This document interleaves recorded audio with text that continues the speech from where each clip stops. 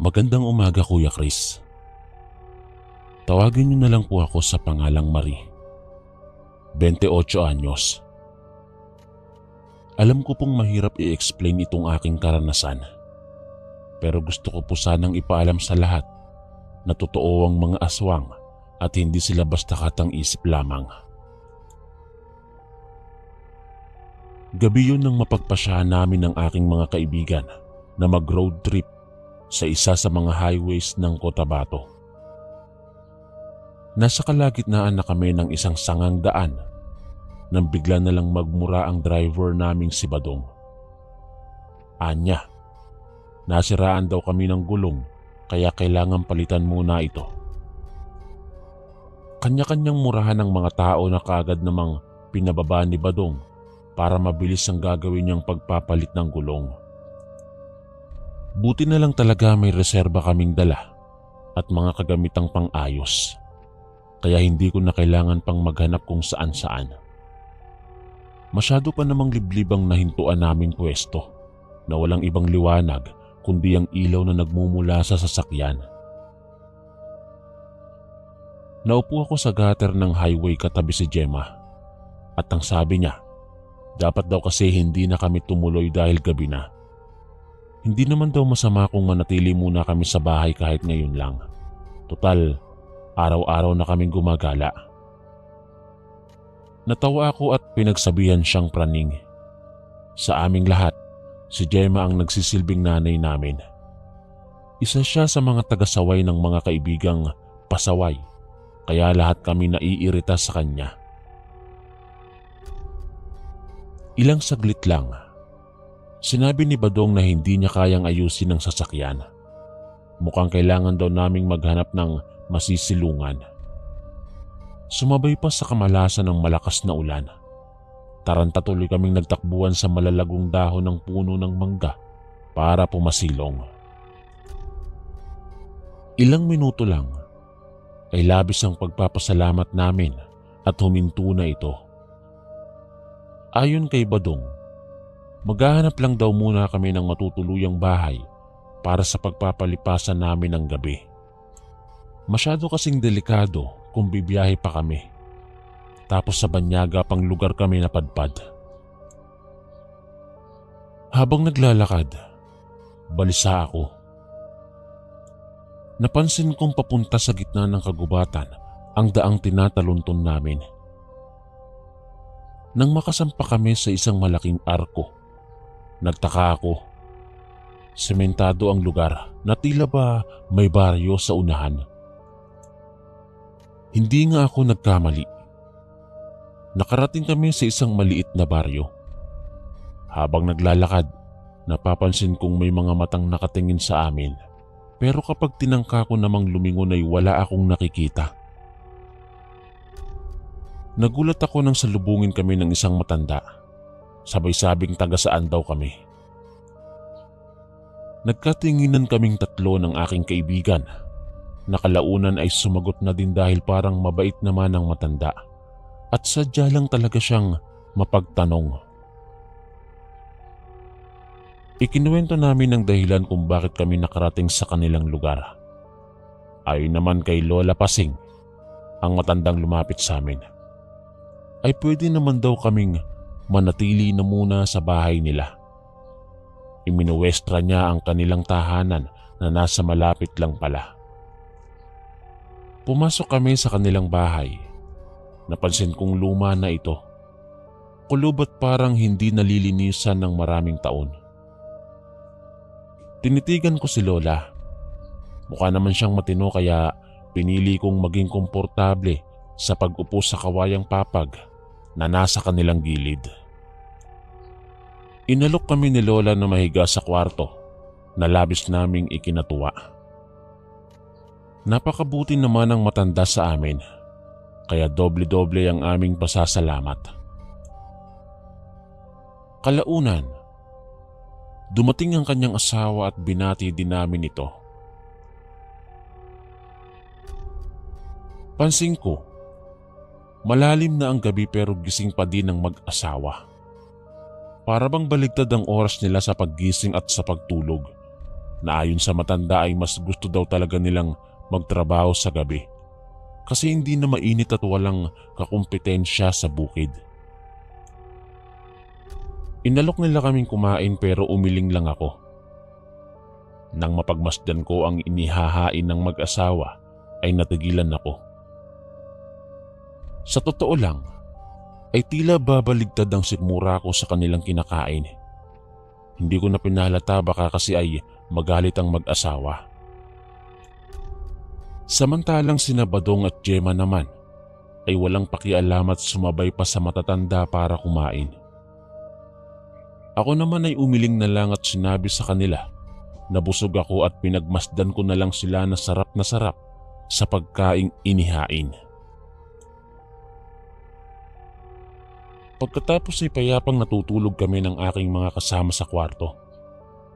Ilang beses na akong nagpabaling-baling pero hindi ako mapakali. Hindi ko maiwasang mabahala sa aking naririnig. Para kasing may nauulinigan akong mga taong nag-uusap-usap. At sa pagsilip ko sa bintana ay may mga taong nagkukumpulan sa isang kubo. Nanlaki ang aking ulo nang marinig kong sinabi ni Aling Pasing na marami raw silang mapagpipilian ngayon para gawing putahe. Gayon na lang ang gulat ko nang itinuro ni Aling Pasing ang kwartong tinutulugan namin. Sinubukan kong gisingin sina Badong at Gemma pero malamig na bangkay na ang mga ito. Sinagilahan ako ng takot nang mapagtantong ang bahay pala na tinuluyan namin ay bahay ng mga aswang. Hindi lang yun. Ang aming lugar na napuntahan ay baryo pala mismo ng mga aswang. Kaya gayon na lang ako kung manginig sa labis na takot. Patakbong kinuha ko ang mga gamit ko at dumaan sa likod ng bahay nila. Huminga ako ng malalim at tinakpan ang bibig para hindi marinig ng mga tao nang mapansin kong pumapasok na sila sa aming kwarto. Gusto ko mang umiyak ay wala na akong magagawa dahil alam ko naman na wala na akong pag-asang maisalba pa sina Badong at Gemma, lalo na at patay na ang mga ito sa hindi malamang dahilan.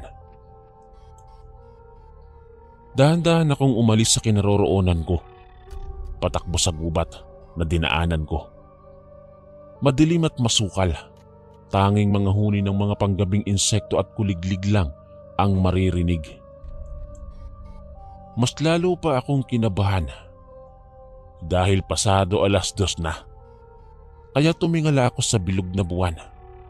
Nakarinig ako ng mga alulong ng mga aso na parang pinagsasaktan. Nahindik ako sa takot nang may lumundag na kung anong bagay sa aking harapan. Isang nilalang na kasing laki ng tao. Mapupula ang mga mata. Sabog ang buhok. May mga pangil at naglalaway sa pagkatakam. Napasinghap ako nang bigla niya akong hinabol at pinagkakalmot. Sabay balya sa malayo. Napaigik ako nang bumalandra ang aking likod sa bato pero gumapang ako at nagdesisyong lumaban. Alam kong malalakas na uri ang mga aswang pero wala na akong ibang mapagpipilian.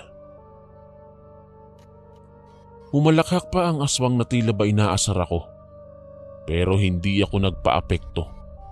Sa halip ay gumawa ako ng paraan para madampot ang isang bato na nagkataong nasa harapan ko para ipanlaban sa kanya. Nang lumapit ang aswang para damputin ako, ay hindi na ako nagdalawang isip na ipukpok sa kanyang muka dahilan para dumugo ang kanyang bibig. Umangil ang aswang at muli na naman akong kinalmot hanggang sa matigil na ang kanyang ginagawa. Huli na nang malaman kong nakapulupot na ang kanyang mahabang dila sa aking katawan. Pinilit kong magpumiglas hanggang sa maisip na may naitatago pala akong tansong kutsilyo sa aking bulsa. Nanginginig na inilabas ko ang lahat ng aking lakas hanggang sa tuluyan ko nang makuha ang kutsilyo. Walang babala na iwinasiwas ko ito sa mukha ng aswang dahilan para mapaigik siya sa sakit at mabitiwan ako. Nang makita kong abala pa siya sa kanyang sugat sa muka, ay sinamantala ko ang pagkakataon at kumaripas ng takbo hanggang sa makarating sa lugar kung saan namin iniwan ang aming kotse. Gayon na lang ang pagtataka ko nang makitang wala namang palatandaang naplat ang gulong namin at masyadong mahiwaga ang pangyayaring ito. Para tuluyang makaalis ay dali-dali akong nagtatakbo at pumasok sa loob ng kotse para makalayo na sa lugar na iyon. Pumwesto ako sa driver's seat at sinimulan ko ng paandarin ang sasakyan. Galit na galit ako dahil ayaw pang mag-start ng kotse at maya-maya ay biglang may kumalabog sa harapan ng kotse. Nanlaki ang aking mga mata nang makita ang aswang na nakaengkwentro ko kanina. Bigla itong tumambad doon at galit na galit. Napamura ako at nagsimula ng tumagaktakang malamig na pawis sa buong katawan ko. Ayaw pa rin mag-start ng sasakyan. Mas lalo akong kinabahan dahil dumating pa ang 3 o 4 na aswang at pumalibot ito sa kotse. Nangangatog akong pinihit muli ang susi at sa kabutihang palad ay nabuhay ang makina at dali-dali kong pinatakbo at sinagasaan ng aswang na nasa harapan ko. Halos mabangga pa ako dahil hindi ko kabisado ang kotse at hindi ako pamilyar sa lugar. Umiiyak ako sa matinding takot habang nagmamaneho. Sa wakas, nakaalis din ako sa tribong yon. Isang malaking palaisipan talaga kung bakit sinabi ni Badong kanina na platang gulong namin. Gayong hindi naman pala. Higit sa lahat, hindi naman niya mapapalitan ng gulong dahil wala kaming gamit na pangtanggal ng gulong. Alam kong mahirap ipaliwanag, pero naglipa na ang aswang sa ngayon. Tanging dasal ko lang ay sana iwasan na ng mga kabataan ang masyadong maggagala sa gabi. At baka maligaw sila sa baryo ng mga aswang kagaya ko. Nagsilbing aral sa akin ang nangyari na hanggang ngayon ay hirap pa din akong kalimutan. Alam kong pinaghahanap pa ngayon ng mga pulis ang aking mga kaibigan dahil iba naman daw ang paalam ng mga ito sa kanilang mga magulang at alam nilang hindi ako kasama. Iginiit ko sa kanila na magkakasama kami, pero ang sabi naman nila na trauma lang daw ako nang muntikan na akong madisgrasya dahil lulong daw ako sa ipinagbabawal na gamot. Galit na galit ako sa aking mga magulang at sinabing hindi ako nagda-drugs, pero nagulat ako sa resultang lumabas sa aking drug test. Positive. Medyo maayos na ang buhay ko ngayon, Kuya Chris. Lamang, hindi ko po maintindihan kung bakit palagi ko pa ding napapanaginipan ang misteryosong baryo na iyon na nasa parteng Cotabato lang. Nang minsang sumama ako sa mga pulis sa lugar na narating namin, nagulat ako nang wala ng mga bahay sa lugar na iyon. Ang tanging naiwan ay ang sementong daan na nagpapatunay na dati ay talagang may mga residenteng nakatira sa lugar na naghihintay lang ng mga taong maliligaw para kanilang gawing hapunan. Kung nasaan man sana sina Gemma at Badong ngayon, dasal ko ay mahanap na sila at makamit na ang hustisya na nararapat para sa kanila. Salot ang mga aswang at marapat lang na sunugin dahil wala silang karapatang mabuhay sa mundo kung ganyang manglalamang lang sila ng tao. Hanggang dito na lang po ang aking kwento. Maraming salamat po at mabuhay kayo.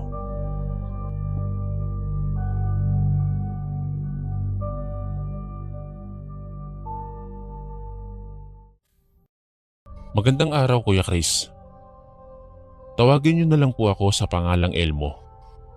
Ako po ay 23 anyos at nakatira sa isang magulong kalye na ang lokasyon ay Maynila. Hihingi na lang po ako ng dispensa dahil hindi ko na po sasabihin ang pangalan ng lugar para makaiwas po sa naglalakihang issue at mga marites sa aming lugar. Ang kwentong ibabahagi ko nga po pala ay tungkol kay Mang Dudoy na kapitbahay namin. Atin-atin lang to Kuya Chris, pero usap-usapan kasi sa aming lugar na siya ay aswang. May lasing kasi ang nakasaksi kung paano siya nagbago ng anyo. Opo, at nakakatawang isipin na lasing ang mismong nakakita. Hindi ko nga alam kung namamalikmata nga lang ba siya o hindi eh. Basta nakita niya raw at nasaksihan pa na kumakain ng lamang loob ang kawawang matanda. Ako naman ay isang tambay sa kalsada Kuya Chris. Palagi akong nasasabon ni Mama kasi nga katatapos ko lang sa kolehiyo pero wala akong trabaho. Gigil na gigil siya sa tuwing nakikita akong nakasalampak ng upo sa gutter ng kalsada na paborito kong upuan sa tuwing gusto kong saglitang matulala. Dahil sa aking trabaho, napapansin ko ang bawat kilos at galaw ng mga tao sa aking paligid. Sa totoo lang, wala naman akong napapansing kakaiba kay Mang Dudoy Kuya Chris. Mabait naman ang matanda at madaling kausap. Kahit na minsan sinisinghalan siya ng mga tao dahil pagalagala na lang siya sa kalsada. Lalo na nung mapabalita ang pinabayaan pala siya ng kanyang mga anak. Kapag may sobra sa niluluto ni Mama ay binibigyan ko si Mang Dudoy. Naawa naman kasi ako na palagi na lang siyang nanghahalughog sa basurahan, gayong alam ko namang walang pagkain doon. Sinasadya ko na nga lang na wag magpahuli kay Mama. Kasi nga sobra-sobra naman ang panggagalaiti niya kapag nakita niyang inaabutan ko si Mang Dudoy. Taghirap ng araw kami, ay ipinamimigay ko pa ang pagkain namin. Nagpapasalamat naman sa akin si Mang Dudoy at saka umaalis. Minsan ay naisip kong magpahangin sa labas ng aming bahay. Noong araw na iyon ay napagalitan ako ni Mama, kaya galit na galit ako. Hindi ko naman siya magawang sagutin kasi nga wala akong trabaho. Kung bakit kasi ayaw niya akong hayaang mag-apply sa gusto kong trabaho. Hinihimok na ako ni Dorio na pumasok sa bigasan para maging kargador kasi itong si Mama ay masyadong atribida. Ang taas ng tingin niya sa sarili niya na para bang wala nang ibang paraan para mabuhay. Ikinakahiya niya ako kapag pumapasok akong kargador. Palibasa, sanay siya sa pagpapaganda, paparlor at kung ano-ano pa para magmukha siyang mayaman. Kaya para na din sa pagpapakita ko ng pagre-rebelde, hindi ko na ginagawa pa ang lahat ng bagay na gusto niyang gawin ko. Madalas akong umiinom at makipagkita sa mga kabarkada ko sa labas para ipamukha sa kanya na kaya kong higita ng sakit ng ulo na ginagawa niya sa akin. Hindi ko kasi magawa ang mga bagay na ikasasaya ko kasi palagi siyang nakabantay sa lahat ng gagawin ko. Wala na po akong tatay Kuya Chris. Sabi ni Mama, nalunod daw sa sabaw ang tatay ko. Matagal na. Bali maaga kasing nabuntis si Mama at hindi siya pinanagutan ng aking ama. Kaya wala siyang nagawa kundi ang pabayaan na lamang ito. Pinalaki niya ako ng mag-isa na imbis busugin niya sa pagmamahal, ay binusog niya naman ako sa sama ng loob. Nang makapagtapos ako ng high school, hindi na ako nagpatuloy sa kolehiyo. Mahirap nang masumbatan ng mga ginastos niya sa akin. Ako pa naman ay mabilis magwala kapag naaasar sa mga bagay na paulit-ulit niyang binabanggit bilang pagpapakita ng rason na ayaw nga niya akong buhayin noon pa man. Habang nagpapahangin, nakita ko na naman si Mang Dudoy na abala sa paglalakad-lakad. Gamit na naman niya ang kanyang paboritong tungkod na kahit minsan ay hindi niya inihihiwalay sa kanyang kamay. Inaalalayan niya ang kanyang sarili na maglakad papunta sa kabilang kanto. Kaya hindi ko alam kung ano ba ang pumasok sa aking isipan at basta ko na lang siyang sinundan. Nagulat ako nang makitang binitawan niya ang kanyang hawak na tungkod at matikas na naglakad papunta sa kadiliman. Kinabahan ako at inisip kung ano nga ba ang ginagawa niya, kung bakit siya nagpunta sa madilim na bahagi ng kalyeng iyon at kung bakit niya itinapon ang kanyang hawak na panungkod. Nang huminto siya sa isang bakanteng lote, dali-dali akong nagtago. Nakita ko kasing nagpahid ng kung anong makintab na likido si Mang Dudoy sa kanyang katawan, tsaka nagbago ng anyo. Ginulantang ako ng malalakas na pag-ungol niya at ang paglabasan ng matutulis niyang pangil. Hindi ko alam kung ano ba ang dapat kong gawin dahil inunahan ako ng matinding takot. Parang isang malaking kalokohan itong nakikita kong hindi niya magandang anyo.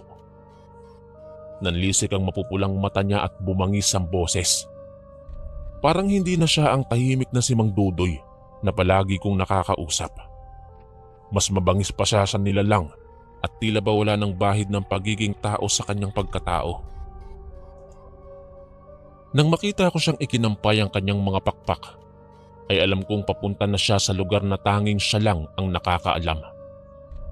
Ang kanyang damit ay naiwan sa malawak na bakanting lote at para bang sinasadyang magkalat lang doon. Umuwi ako sa aming bahay na tuliro at hindi mapakali. Para bang napaka-imposibleng makita ang pagbabagong anyo ni Mang Dudoy. Pero talagang nakita ko. Kung sana lang ay nakuhanan ko siya ng ebidensya at kahit ano pa mang mga bagay na makapagpapatunay na totoo ko nga siyang nakitang nagbago ng anyo. Makalipas lang ang ilang araw, isang bagong Mang Dudoy na naman ang aking nakita. Nakabihis siya ng maayos at malinis. Higit sa lahat, napansin kong may dala siyang bilao na may lamang pagkain. Biglang naging iba ang pakikitungo ng mga tao sa kanya. Madalas na siyang binabati at halos hindi na siya hinihiwalayan ng tingin. Ang sabi ng mga tsismosa sa amin, mas maganda pa raw kung maging ganoon na lang palagi si Mang Dudoy. Yung tipong palagi na lang nakabihis at hindi na nanglilimos. Yung matanda naman, puro ngiti at tango lang ang isinasagot sa amin. Parang nakapagtataka lang. Kilala ko kasi si Mang Dudoy bilang isa sa pinakamailap na tao sa aming lugar. Kaya napaka-imposibleng ganoon na lang kabilis magbago ang kanyang ugali, lalo na't alam niyang palagi siyang sinasaktan at iniinsulto ng mga tao. Isang araw, inaya ako ng mga kaibigan ko na mag-inuman. Katatanggap lang daw ni Roy sa trabaho at manlilibre siya sa amin. Sabi pa niya, baka raw pwede akong mag-apply sa kanila para naman may kasama siyang tropa sa trabaho. Gusto ko sana, kaso lang baka lumaki na naman ang bibig ni Mama. Kaya naman naisip kong tanggihan na lang muna si Roy, pero pinangakuan ko naman siyang mag-a-apply din ako kapag nakapag-usap kami ni Mama. Habang nagtatagay, napansin ko ang papadaan na si Mang Dudoy. Kagaya nung isang araw, may dala na naman siyang bilao. Ayon sa kanya, ang laman ng bilaong yun ay pulutan daw para sa mga umiinom. Natakam ang aking mga kasamahan kasi mabango naman talaga ang pulutan at mainit pa. Naisip kong bumili dahil nagkataong binigyan ako ni Roy ng pera. Ito ang isa sa gusto ko sa aking mga kaibigan. Namimigay kapag sila ang meron. Samantalang ang sarili kong ina, matigas pa sa bato ang puso na hindi marunong makipag-usap sa anak. Sa halip nga na magkausap at magkalinawan kami, ay parang palagi siyang galit sa akin. Yung tipong ang galit niya kay Papa ay sa akin niya ibinubunton, gayong wala naman akong dapat kasalanan. Dumukot nga ako ng pera at inabutan si Mang Dudoy. Nakita ko kung paano kumislap ang kanyang mga mata, tsaka kinuha ang isang plastik ng pagkain sa loob ng bilao. Umalingasaw ang mabangong pagkakaluto nito, kaya naman natakam ako. Nag-agawan sa pulutan ng aking mga kaibigan bago ko pa man mailagay ang supot sa mesa. Parang mga patay gutom na hindi na makapaghintay ang mga ito, na humiram ng kutsara at talagang kinamay nila ang pira-pirasong karne na nasa loob ng plastik. Maayos at mukhang malinis naman ang nasabing pagkain. Lamang, hindi ko maintindihan kung bakit kailangan kong matakot habang nakatitig sa ulam na aking binili. Parang may kakaiba sa mga sangkap na yon na hindi ko maintindihan. Hindi ko nga ito nakain pa dahil pinag-agawan na ito ng aking mga kaibigan. Makalipas lang ang ilang minuto, nagreklamo silang masakit ang kanilang mga tiyan. Naiiyak na sinapunin na Roy ang kanilang tiyan at walang imik na nag-iiyakan. Para bang mga batang kinurot na hindi na maipinta ang mga muka. Nataranta ako at kinabahan. Paano pala kung may laso ng pagkaing ibinebenta ni Mang Dudoy? At ginawa niya lang iyon para makaganti sa mga taong ginagawa siyang katatawanan. Sa dami ng problemang pumapasok sa buhay ko, hindi ko na alam kung dapat ko pa bang problemahin to. Tumayo ako at unang dinaluhan si Roy. Nanginginig na tinanong ko siya kung ano ba ang nararamdaman niya. Ang sabi niya, hindi naman daw siya nahihilo. Para lang siyang nag-ELBM. Hindi siya mapakali kasi naiinitan siya at halos hirap sa pag-utot.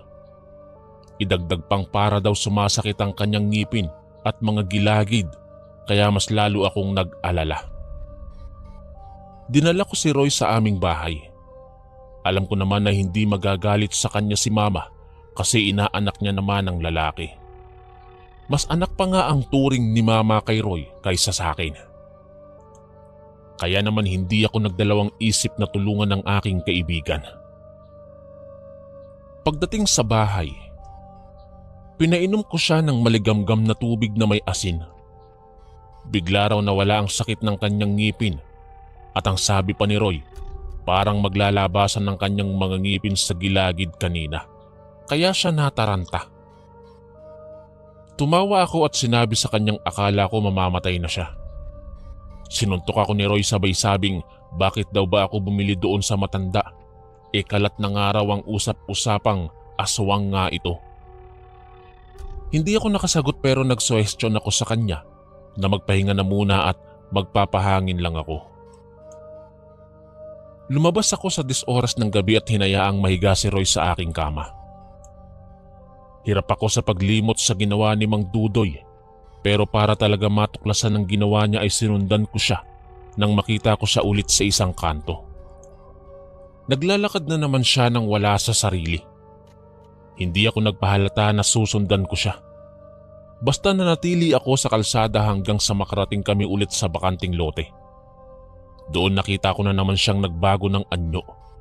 Ikinampay niya ang kanyang pakpak kaya inihanda ko ang aking sarili at sinundan siya saan man siya nagbabalak na lumipad. Nakarating kami sa harapan ng isang morgue. Nagulat nga ako kasi may pasan na siyang malaking katawan ng saging at gumawa ng milagro para makapasok. Nabigla ako nang makita kong namatay ang ilaw sa loob. Partikular na ang mga kwarto kung saan nakalagay ang mga patay na kailangang iimbalsamo. Pumasok siya sa loob at makalipas lang ang ilang saglit ay muling lumabas. Wala na ang katawan ng saging at napalitan ito ng isang katawan ng patay na tao. Sinagilahan ako ng takot nang makita ang kanyang dala. Gusto kong sawayin ang matanda, pero hindi ko man lang magawa dahil inunahan ako ng takot. Nanginginig na napatitig ako kay Mang Dudoy at parang masaya pang naupo sa gilid ng kalsada. Hindi niya man lang inilapag ang hawak niyang patay at basta na lang humagikgik habang inaamoy-amoy ang kanyang nakuhang biktima. Makalipas ang ilang minuto, tumayo si Mang Dudoy at nagpa siya ng umuwi. Gaano man ako kinakabahan ay alam kong masyadong huli na, lalo na't alam kong pwede akong mamatay kapag sinugod nila ako dito. Dinala niya ang bangkay sa kanyang bahay kaya hindi ko siya hinihiwalayan ng tingin. Ilang saglit lang, nakita ko kung paano niya ito kinatay at pinaghihiwa ng maliliit na parte.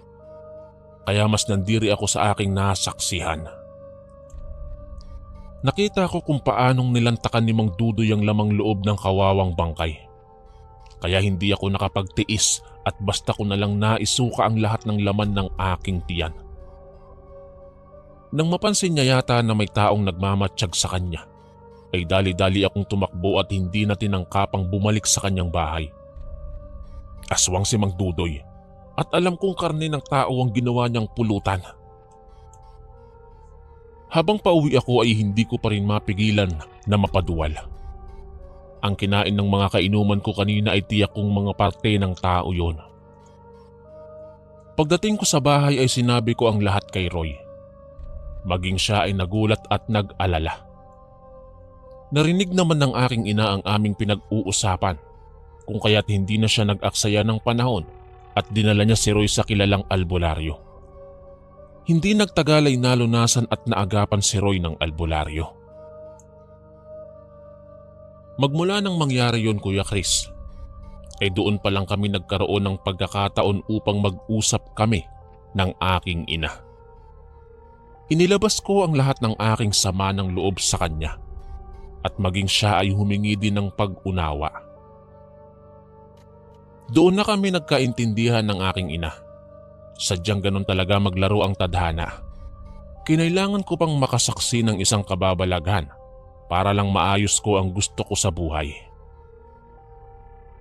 Dumaan ng ilang buwan.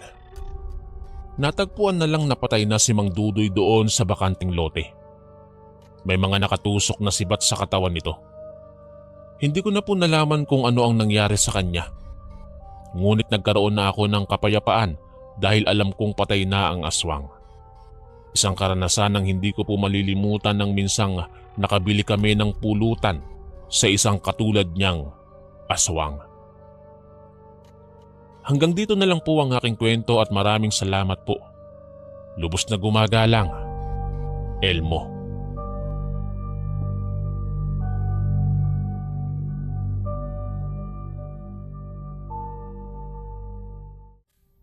Kada hapon, dumadaan kami ng aking kaklaseng si Primo sa kainan sa may plaza. Paborito kasi naming kainin ng dinakdakan, kaya naman hindi nakukumpleto ang araw namin kapag hindi kami nakakakain nun. Nakangiwi akong tinanong ni Primo kung talaga bang gutom na ako. Paano kasi? Sarap na sarap ako sa pagsubo sa nakahaing pagkain sa aming harapan. Mayroong ginisang atay, paksiwat paborito naming dinakdakan. Sa mga hindi nakakaalam, ang dinakdakan ay parang sisig, pero may iba sa ingredients niya kaya siya tinawag na dinakdakan. Bagong karinderya itong napuntahan namin. Hindi naman ito kalayuan sa boarding house na tinitirhan namin. Kaya habang pauwi galing sa universidad, ay kakain na lang. Napalingon ako sa paligid. Halos lahat ng mesa sa paligid namin ay may mga taong abala sa pagkain. Tila sarap na sarap ang mga ito dahil halos ilang beses humingi ng panibagong serve ang mga ito. Binilisan ko ang pagkain para makauwi na kami. Pero ang sabi ni Primo, kumalma lang daw ako at maglalakad-lakad na muna siya. Tumango naman ako tsaka nagpatuloy sa pagkain. Si Primo kasi ay kanina pa natapos at nagpabalot pa ng pagkain pauwi sa boarding house. Ang gusto niya ay maghapunan ulit mamaya doon. Pagkatapos kong kumain, naisip kong mamasyal muna sa likurang bahagi ng kainan. Napansin kong may mini village doon at nakapagtatakang wala man lang tao. Nagpatuloy ako sa pagpasok sa loob at tumingin-tingin sa bawat maliliit na bahay na nadadaanan ko. Nagtaka ako nang mapansing may tila maliit na kabinet sa sulok ng bawat bahay. Kaya naman sinilip ko iyon. Hindi ko maiwasang magtaka nang makitang puro kutsilyo ang naroroon. Sa kabilang maliit na bahay naman, may napansin akong mga bagay na hindi ko masikmura ang amoy. Mamasa-masa at medyo madulas pa ang sahig Pero hindi ko na ito pinansin dahil mas natakot ako nang may pumasok na malaking tao at may dalang iba't ibang klaseng patalim. May hila-hila silang malaking itim na sako at may lamang hindi ko alam kung ano. Nagulat na lang ako nang butasin nila ang itim na sako at inilabas ang isang bangkay na tingin ko ay nanggaling pa sa punerarya. Ipinuwesto nila ito sa isang mahabang mesa at pinagtulungang tanggalan ng damit. Gamit ang itak ay pinagtataga ng isa sa kanila ang katawan ng dala nilang bangkay. Nandiri ako at hindi na tiningnan pa kung ano ang ginawa nila sa bangkay. Sigurado naman na ako na kinatay na nila ito na parang manok. Kahit hindi ako nakatingin, ay naririnig ko ang tunog ng laman na tinatamaan ng kutsilyo. Napatakip ako sa bibig at pinipigilan ng sariling mapasuka. Nakakadiri. Kahindik-hindik ang kahayupang ginagawa ng mga demonyong ito. Napaigtad pa ako nang magtanong ang pinakamatanda sa kanila kung may nagpunta ba sa lugar na iyon. Sariwa pa kasi ang alikabok na nanggaling yata sa sapatos ko. Dumaguntong ang kaba sa aking dibdib nang makita kong tumingin-tingin sila sa buong paligid. Sana naman ay wag nila akong mahuli. Nagulat pa ako nang marinig ang pagtunog ng aking cellphone. Mukhang may tumatawag. Gigil na inoff ko yun tsaka inilagay sa bulsa. Kapag nahuli ako ay papatayin ko talaga si Primo. Lalapit na sana ang matanda sa pinagtataguan ko nang magsalita ang isang kaidaran ko lang at humihingi ng pasensya. Anya, sa kanya daw ang cellphone na iyon at nakalimutan niya lang na iligpit kanina. Siya daw kasi ang nagtapon ng mga tirang karne sa likod, kaya nailapag niya ang cellphone at nakalimutan ng kuhanin pa. Napahingal ako at napatingin sa likuran. May mesa nga doon at may nakalagay na cellphone. Akala yata nila ay sa kanila ang cellphone na tumutunog. Nanghina pa ako nang marinig na bilisan na raw nila ang pagtatadtad at kakailanganin na ang mga iyon sa dinakdakan. Lalaki ako pero gusto kong mawalan ng ulirat sa sobrang pandidiri at panghihilakbot.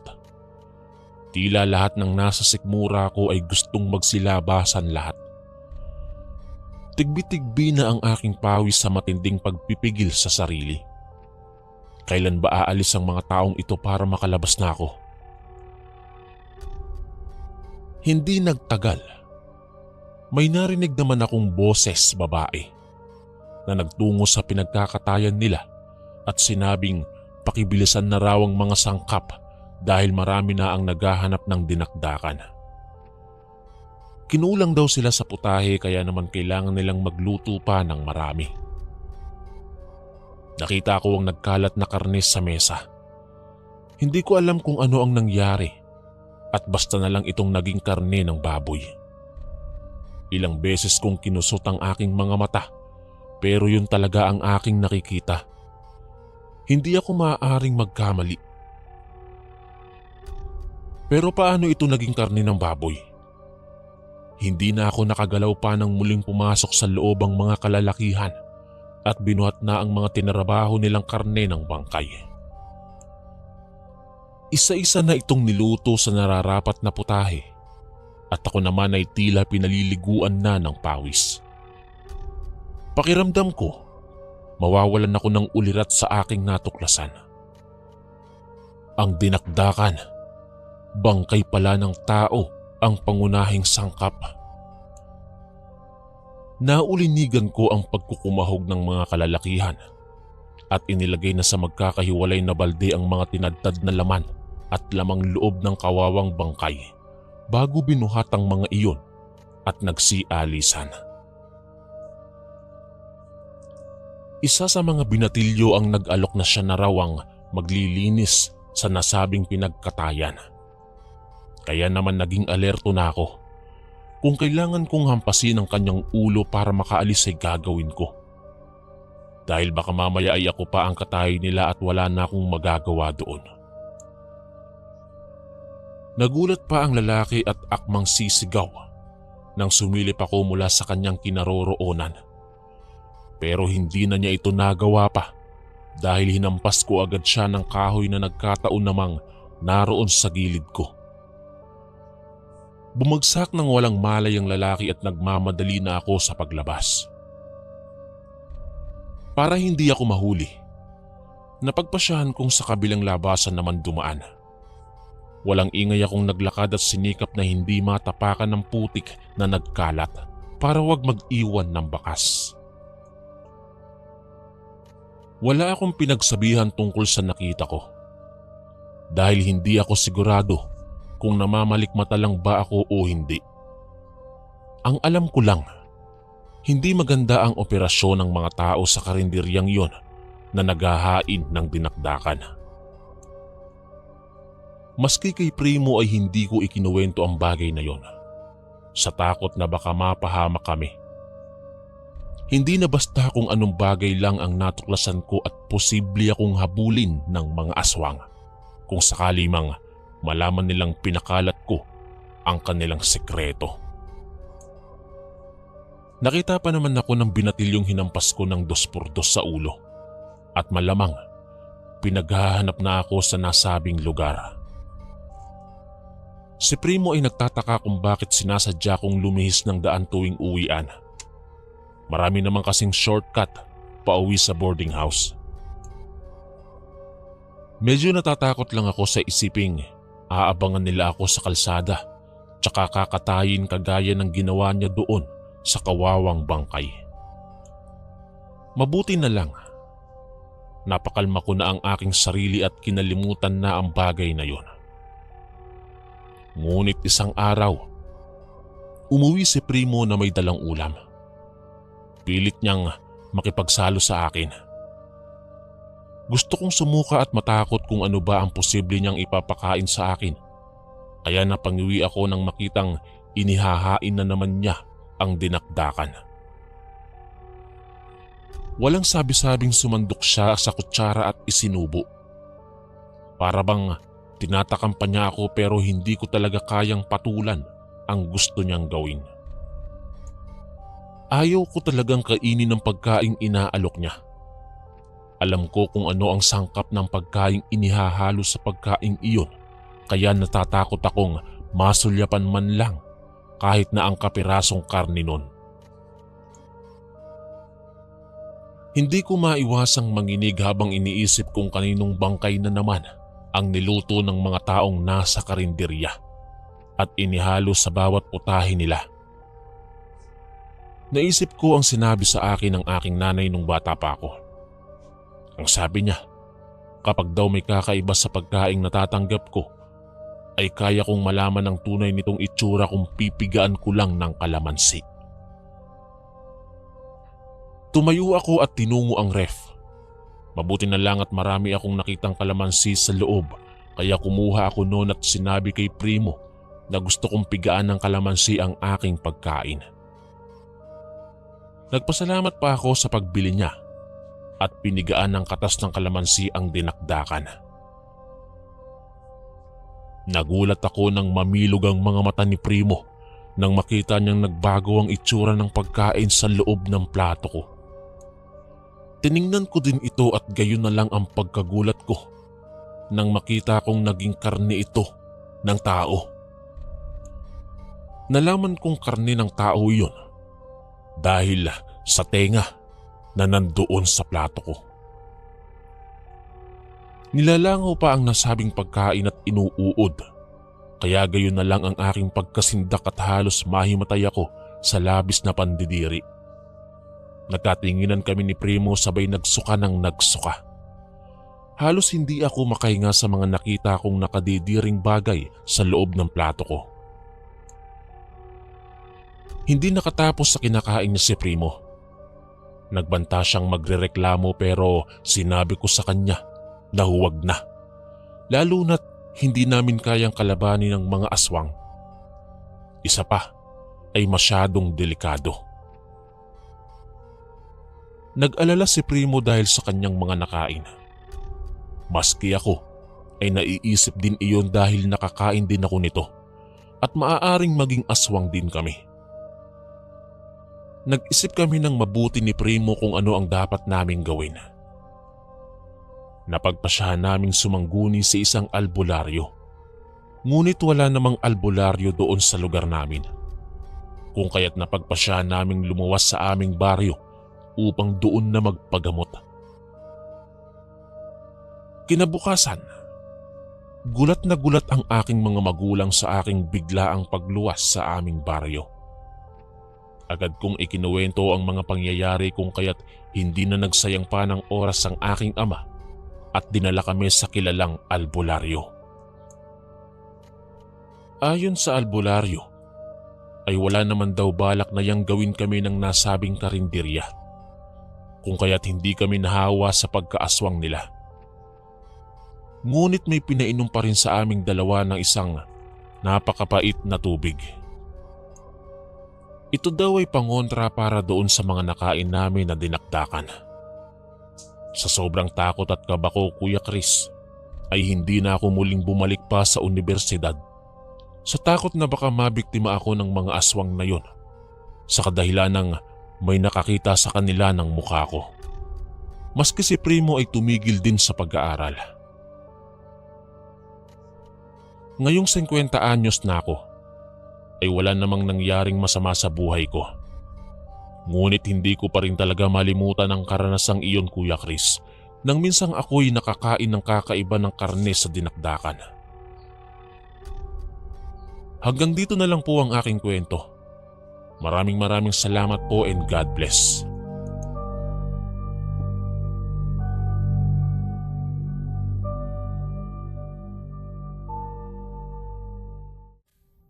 Malamig ang simoy ng gabi. Nakakabingi ang katahimikan, kaya naman pabaling-baling lang ako sa aking higaan.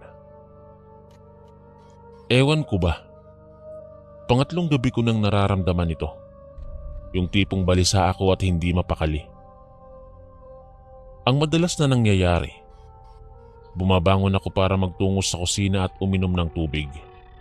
Tapos saglit lang akong uupo sa supangyari sa kawayan para pakiramdaman ang ingay sa labas. Naging mapayapa lang ako nang dalawin na naman ako ng antok. Unti-unti na ding nawala ang aking takot hanggang sa tuluyan ng maglakbay ang aking diwa sa mundo ng mga panaginip. Kinaumagahan, maaga pa rin akong nagising. Halos kakasikat lang din ng araw.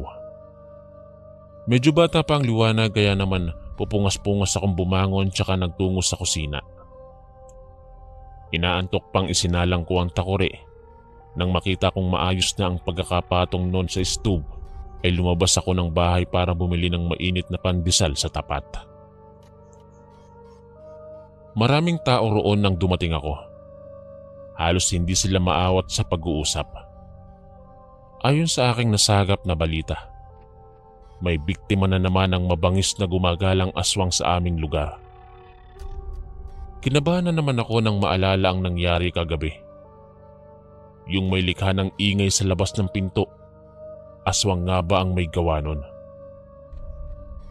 Bago pumasok sa bahay ay nahagip ng aking paningin ang kapirasong punit na laylayan ng damit na naiwan sa bandang ibaba ng bintana. Naalala ko na, sa bandang iyon ko naririnig ang tila nangangalmot na matutulis na kuko tuwing gabi. Nakakakilabot ngang tingnan ang bakas ng mga kuko na bumakat sa kawayang dingding. Dinampot ko ang kapirasong tela at sinuri. Sigurado ako, babae ang may-ari nun. Babae lang naman ang nagsusuot ng duster sa aming lugar. Ni bakla ay hindi pinapatos ang klase ng damit na yon. Tuluyan na akong pumasok sa bahay at tahimik na nag-almusal. Ganito naman talaga ang palagi. Walang mintis ang pag-iisa. Nasasanay na ako. Wala na akong mga magulang. Lingid sa kanilang kaalaman, pinatay ang aking nanay at tatay ng grupo ng mga aswang. Kay babangis ng mga nasabing nilalang sa probinsya, mahirap silang kalabanin. Malalakas at maraming pambihirang kakayahan. Minsan ay naisip ko kung nagkataong malaki na ako nung mga panahong pinatay sina nanay at tatay, ay malamang isinama na ako ng mga aswang na yon. Kaso lang, natunugan yata nila nanay na may mangyayari nung gabing iyon. Inihatid niya ako sa bahay nila lola. Kaso nga lang, inatake rin si lola sa puso matapos malaman ang nangyari sa aking mga magulang. Dahan-dahan, lumaki akong kakaiba sa lahat. Hindi ako naglalaro o nakikihalubilo sa kahit na sino mang tao. Wala akong kaibigan. At higit sa lahat, mapagmatsyag ako sa buong kapaligiran. Hindi ko na kasi magawang magtiwala sa iba. Nakakatakot traidorin ng mga taong buong akala ko ay nakasuporta sa akin. Ang tatay ko ay isang albularyo. Kaya niyang gamutin ng mga taong inangkin na ng masasamang elemento, mga aswang at mga multo. Pero hindi niya nailigtas ang kanyang sarili laban sa mga aswang. Akala niya kasi, kaibigan niya ang mga ito. Pero nagkamali siya. Nung gabing iyon, sinugod sila ng halos isang batalyong aswang. Pinagtulungan silang dalawa at walang itinira. Hindi ko alam kung bakit parang galit na galit ang mga aswang sa aking mga magulang. Hindi naman sila mga mapang-abusong tao. Gumagamot lang sila ng may sakit. Kaya naman hindi ko rin maiwasang makaramdam ng hinanakit. Kung matapang lang sana ako, baka marahil naipaghiganti ko na sila. Kinagabihan, muli na namang namayani ang takot sa aking dibdib. Hindi ko maiwasang mag-isip ng kung ano-ano dahil alam kong sa ganitong oras gumagala ang mga nakahihindik na nilalang. Naririnig ko na naman ang pamilyar na animoy sinok ng baboy na nasa labas at may kinakalmot na naman. Hinawakan ko ng mariin ang telang natagpuan ko kanina. Ang sabi sa akin ni tatay noon, may alam siyang ritual para sa mga aswang na nananakot tuwing gabi. Basain lang daw ng langis ang anumang gamit na naiwan nito tsaka ipahid sa buong bahay. Aakalain niyang kauri ang may-ari ng bahay na tinatakot niya. Sa ganoong pagkakataon, magpapakita ito. Makikipag-usap at ako naman ang huhusga kung paparusahan ko raw ba ang manlilinlang na aswang o hindi. Ipinikit ko ang aking mga mata tsaka muling dumilat. Ilang gabi na akong ginagambala ng aswang na to, kaya naman kailangang tapusin ko na ang paghihirap ko. Kinuha ko ang langis na ibinigay sa akin ni tatay nung gabing pinatay sila. Ipinadala yun ni tatay sa lola ko habang inihahanda ang mga gamit ko. Binasa ko ng langis ang kapirasong tela tsaka ipinahid sa buong bahay. Wala akong nilampasan. Maging kaliit-liit ang sulok ay binasa ko. Naging abala ako sa loob ng ilang minuto hanggang sa mapansin kong kumakalma ang mga pagkalmot. Dahan-dahan akong sumilip sa bintana at nagulat ako sa aking nasaksihan. Yung baboy na nakita kong kumukubkub sa lupa ay dahan-dahang nagbago ng anyo at naging isang matandang babae. Sinagilahan ako ng takot nang makilala ko ito. Si Aling Crescencia. Siya ang napapabalitang pinakamabangis na aswang sa aming lugar. Marami ang may nagnanais na makatuklas sa kanyang tunay na pagkatao. Pero wala namang nagtatangkang lumapit sa kanya dahil lahat ng nakakasalamuha niya ay biglaan na lang nagkakasakit at namamatay. Ang sabi ng iba, may sumpa raw ang pagkaaswang ni Aling Crescencia. Kaya nitong manlinlang at magpanggap bilang isang mabuting tao. Pero sa huli ay siya din palang magtutulak sa isang tao para mapahamak. Duda ko, kaya nagkakasakit ang mga taong nakikipaglapit sa kanya ay dahil inaaswang na niya ito ng paunti-unti. Tinatagan ko ang aking loob at naupo sa sopa. Nagbilang ako ng 1 hanggang 10. Nakakaapat pa lang ako sa pagbibilang ay may kumatok na sa pinto. Marahan at tila ba nagpapaawa. Maya-maya lang, narinig ko na ang boses ni Aling Crescencia na tinatawag ang aking pangalan. Pumintig ang ugat ko sa ulo at sumabay ang malakas na kabog ng aking dibdib. Hindi ko alam kung ano nga ba ang aking gagawin. Pero habang naiisip ko na kung palagi akong matatakot, talagang walang mangyayari sa akin. Tumayo ako at dahan-dahang lumapit sa pinto. Marahan ko yung binuksan tsaka sumilip sa labas. Nakita ko si Aling Crescencia at mataman akong tinititigan. Maya-maya pa, bigla siyang humingi ng paumanhin sa akin, kaya nagtaka ako at tinanong kung bakit siya humihingi ng pasensya at kung ano ang sadya niya sa akin sa ganoong oras ng gabi. Anya, napadaan lang daw siya at uuwi na din. Tinanong pa ako kung balak ko raw bang sumama sa lakad niya mamayang hating gabi dahil may sakit raw ang isa sa mga matatandang pinagmamasdan niya sa kabilang bayan. Umiling ako at tinanggihan si Aling Crescencia. Alam ko namang pang-aaswang ang ibig niyang sabihin dahil akala niya aswang ako dahil sa ritual na ginawa ko sa kanya.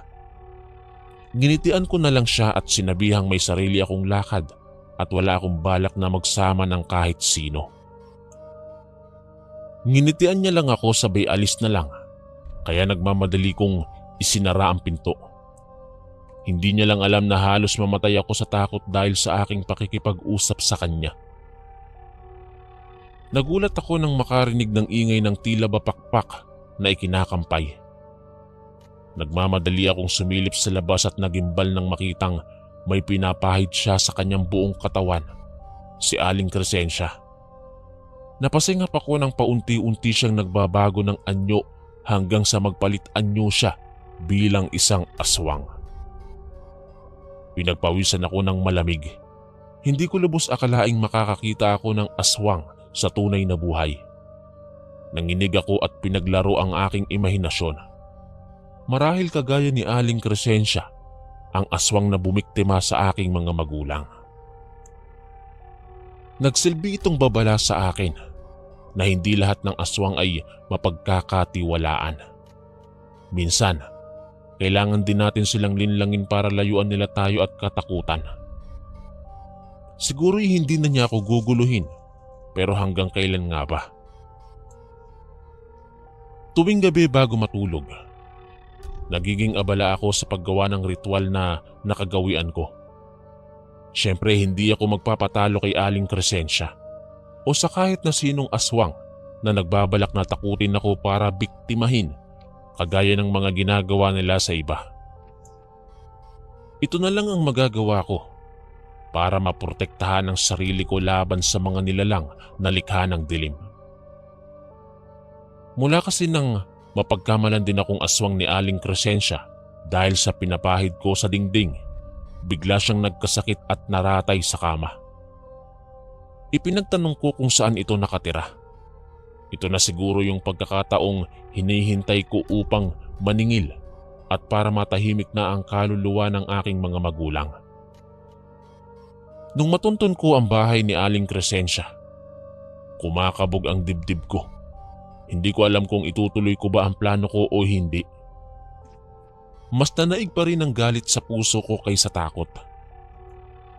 Marahan akong kumatok sa kawayang pintuan ng bahay nito. Walang sumasagot. Kung kaya't sumilip ako sa siwang at sinilip ko ang nakaratay na matandang babae. Bahagya akong itinulak ang pintuan at napagtanto kong hindi ito nakakandado.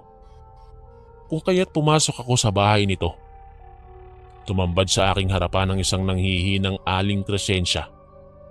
Lumapit ako sa kanya at nagwika. Kilala niyo po ba ako? Naaalala niyo ba ang ginawa ng mga kalahi niyo sa magulang ko? Tumitig lang ito sa akin na parang naguguluhan siya. Nung mga panahong yon, Ang tingin ko po ay wala na siyang lakas para makasagot pa. Kitang-kita ako sa mga mata niya na parang umaamin siya, na parang alam niya ang mga tinatanong ko. At dahil doon, ay nagpasya na akong gawin ang nararapat.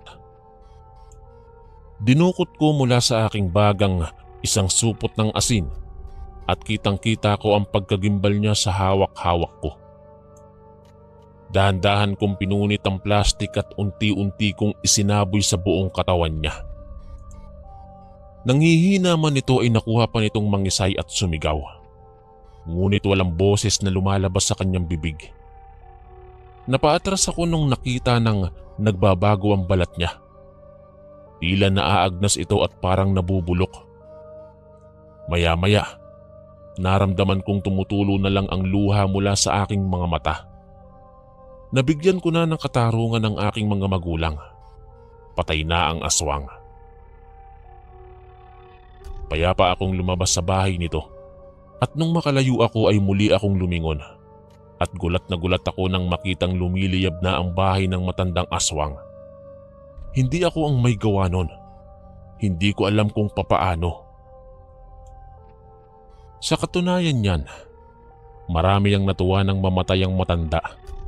Marami din sa baryo namin ang nakakaalam na aswang siya. Ngunit nanatili lang silang tahimik. Magmula po nun, Kuya Chris, payapa na ang aking buhay. Wala nang gumagambala sa akin tuwing sasapit ang gabi.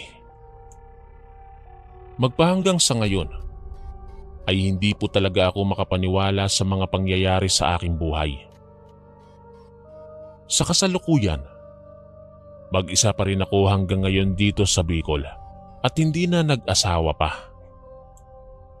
Hindi ko na rin binalikan pa ang baryong nagbigay sa akin ng pigati at pagdurusa. Ganon pa man, ay hindi ko naman pinagsisisihan ang mga nangyari sa aking buhay. Ito lang talaga siguro ang destinasyon ko sa mundong ito. Hanggang dito na lang po ang aking kwento, Kuya Chris. Salamat po ng marami. Ang inyong kaistorya, Leroy. Maraming salamat po mga kaistorya sa pakikinig. At kita-kits po ulit bukas para sa isa na namang nakakatakot na kwento. Ito po si Kuya Chris, ang inyong kaistorya. God bless po at ingat po lagi.